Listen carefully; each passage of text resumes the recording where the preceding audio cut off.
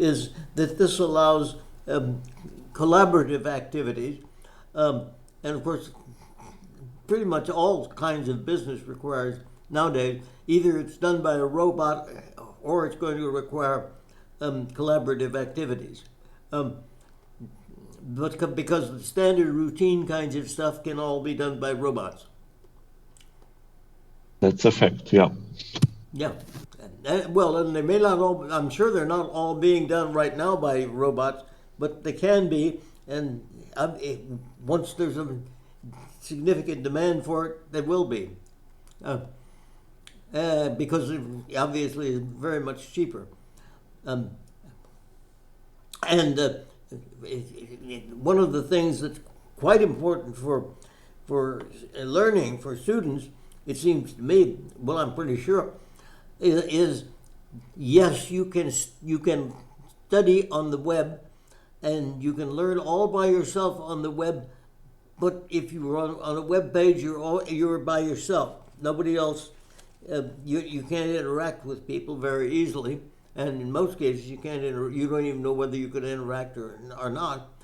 But in a web world or in a virtual world of any kind, you can find out who's around and you can interact with those people.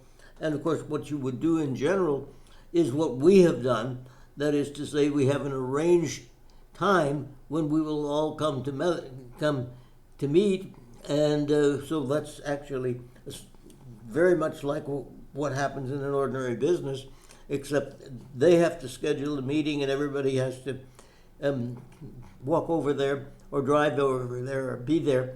Whereas we schedule a meeting, nobody has to go anywhere.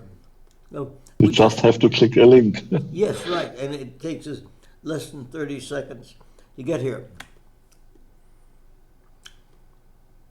And we have the ability to show different things, different slides and videos and whatnot. So yeah, well, and of course we have a whiteboard. I was pointing out to the audience on the video, the whiteboard that we have that's behind me. It's not white; it's gray, but it essentially posts a description of what this meeting is about. It basically is an agenda for the meeting, although right now the meeting is mainly about what people will think about the metaverse. And actually, one of the things that occurred to me, I've been looking. I have been pleased to notice that a number of people have been doing video articles about generally the topic of use cases, and they're actually citing particular use cases for the metaverse. And I'm really glad to see people thinking about that, because that actually, when people talk about a use case, they're going to be talking about things that people want to do and need to do, and a use case is simply a use case in the metaverse. Simply is a matter of showing them how they can do it in the metaverse. Yeah, but I think it's what they can do. Exactly, because that's the main, or that's the two major questions everybody will ask: is why do I need it, and what can I do there? Yeah, and so it's a matter of, and the use cases. Well, we've already cited one use case, which is collaborative activity, and that's in general terms. Get down to much more specific kinds of activities, because we could be collaborating on a particular thing. If we were collaborating on a project, we would probably make use of not only drawings on the whiteboard, but very possibly objects that we would put out on the ground, because of course it doesn't it costs us anything to make objects.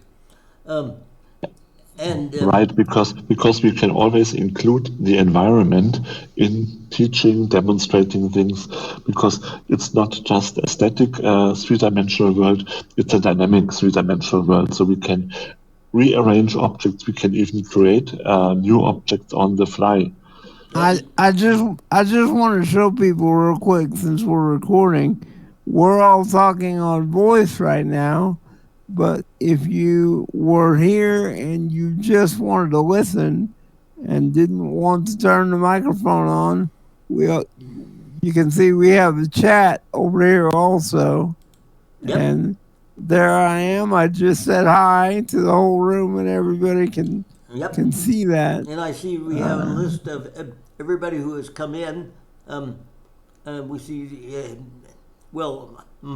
I'm looking at my list, and I don't show myself. Yes. But everybody else, Ed and Jamie, are shown, and of course we are also shown on the people nearby panel above, which is above, and it actually is showing who is talking, showing right now that I'm doing a lot of talking. Yep. And if you look, if you're on the video, if you're watching this, he's talking about the panel in the top left, and I'm currently talking, and it says that I'm talking. Yeah. Which is, of course, part of the support for the use case of having a conversation, because we now know who is talking, and actually we can actually make note of that at any time if we need to find out who is talking. And of course, conveniently, we've got everybody's name, so even if we are not very good at remembering names, we have the digital prosthesis, I suppose I should say, avatars with labeling on them. Yep, that's right.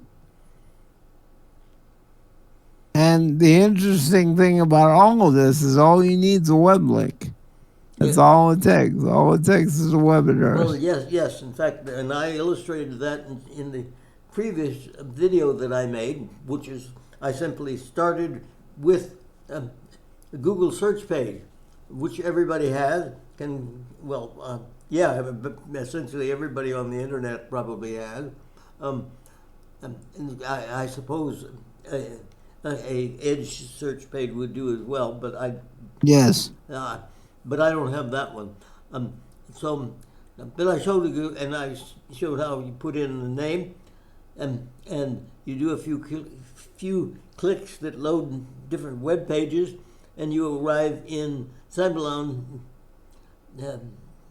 virtual world, and then you can walk around and will do whatever you want to do. Or as in this case, we can do this. What we want to do is have a conversation. By the way, Dieter, I just remembered. I do want to ask you: do we have a deep link to this particular location? Yeah, that's an easy one, because you just have to click on the little house icon, the location settings. Yes. So there it is.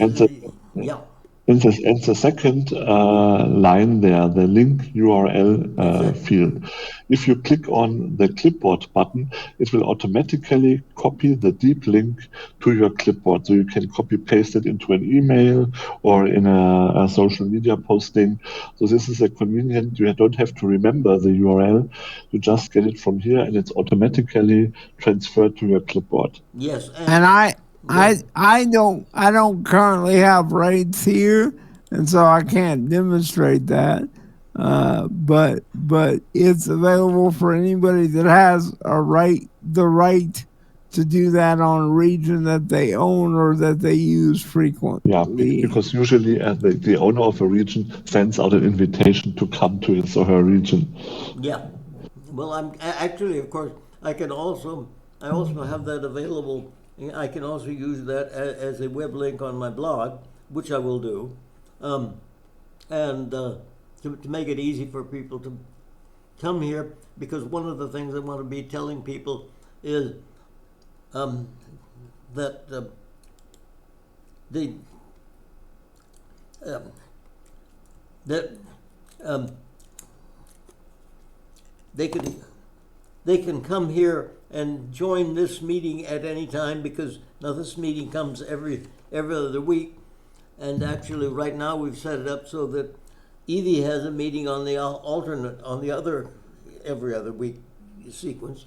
So basically, there's a meeting every other week, and if people would like to come and check things out, they don't need to have even bother with getting the timing right. If they remember the time, if they come here, if they want to join a meeting, they simply load both places, and they can find out where the meeting find out where the meeting is going. That's right. It's very, very simple. Yeah, and of course it takes. Actually, they wouldn't even notice the difference in time. Loading both places would not. Well, probably wouldn't take anybody any longer to do both of them than it does to do just one. Yeah, What and it is as easy as opening any other web page. Yeah. What people don't realize, I think, is the amount of savings in time that we spend, because the three of us go to multiple meetings every single week with people around the world, and all we don't leave our house. We don't, well, like I'm currently sitting here in a sweatshirt, and I'm not dressed. I don't have a suit on, and it doesn't matter because I'm in my house, and I'm meeting. Yeah. I'm meeting with a person in Fort Worth, Texas, and in Germany, and so it really is that simple. We don't need planes. We don't need any of that. We just park right here, and we can have a meeting and talk about whatever we want to talk about. Yeah, actually, I'm benefited by the fact that I've got an avatar rather than a picture, because I didn't shave, haven't shaved for a couple of days, and doesn't matter. My avatar doesn't have a beard.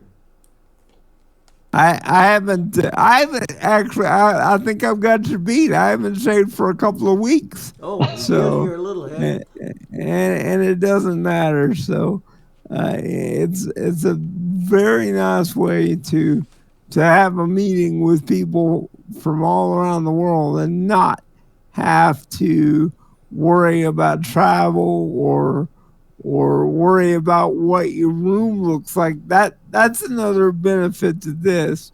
We all have environments that we're in that you may not necessarily want to show another person your room or the environment that you're in.